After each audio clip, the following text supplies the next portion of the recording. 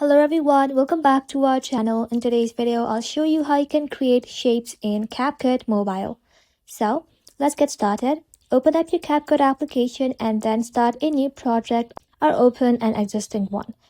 While CapCut does not have a built-in shape tool, there's a small trick to make shapes easily. Once you have your project ready, simply tap on Text right over here, then tap on Add Text. Just like that, inside here, select Styles and then select background. And now you need to go ahead and simply select it, and then you can choose any colors you want. And just like that, you can drag the corners of the text box to resize it. You can stretch it into a rectangle, a square, or even banner shape. If you want transparent style, you can adjust the opacity slider. And that's it. You have created a shape in CapCut using the text background feature. Thank you all for watching. If this video was helpful, leave a like and sub, and I'll see you in the next one.